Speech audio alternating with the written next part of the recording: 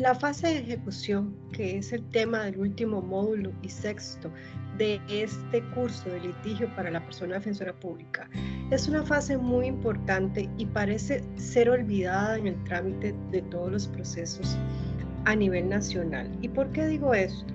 Porque una vez que se tiene un proceso de conocimiento donde se tiene una resolución, pues la parte considera que ya tiene la resolución a sus pretensiones, pero la efectivización de esos derechos declarados es a través de la fase de ejecución.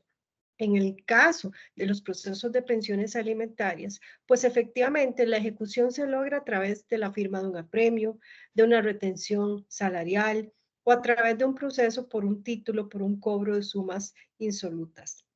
Y esto requiere, de parte de la persona defensora pública, una explicación exhaustiva a la persona usuaria de cuáles son los mecanismos para hacer efectiva esa obligación alimentaria que fue establecida en una resolución judicial. Porque si no conoce estos mecanismos, nunca va a poder lograr una efectivización de este derecho humano de alimentos.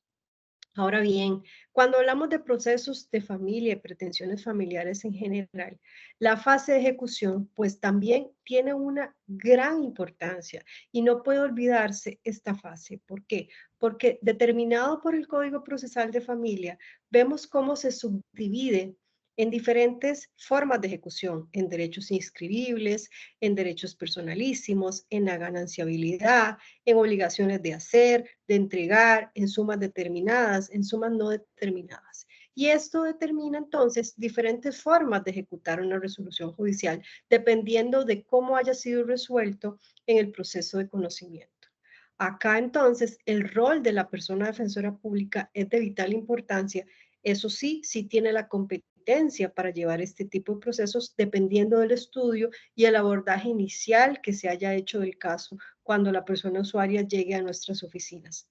Una vez que se determine que tenemos esta competencia funcional para asumir el proceso, tenemos que tomar en consideración cuál es el mecanismo que tenemos que utilizar para efectivamente ejecutar esa resolución determinada, cuál es el proceso a seguir y explicarle a la persona usuaria de forma concreta cuáles son las etapas de este proceso, que las resultas van a depender de todas las acciones y los actos que se realicen en el mismo, como por ejemplo, en el caso de la determinación de sumas que se requiera en un proceso, pues las pruebas van a ser muy importantes. En el caso de los derechos gananciales, pues efectivamente va a depender de los informes y los peritajes. Estas etapas es de vital importancia explicárselas a las personas usuarias. ¿Por qué? Porque el tema de ejecutar una resolución no es una resulta que sea de un día para otro. Requiere etapas que tienen que ser determinadas. Y además, eventualmente podría realizarse audiencias dependiendo de cuál es la etapa de ejecución en la que se encuentre el proceso que se requiera.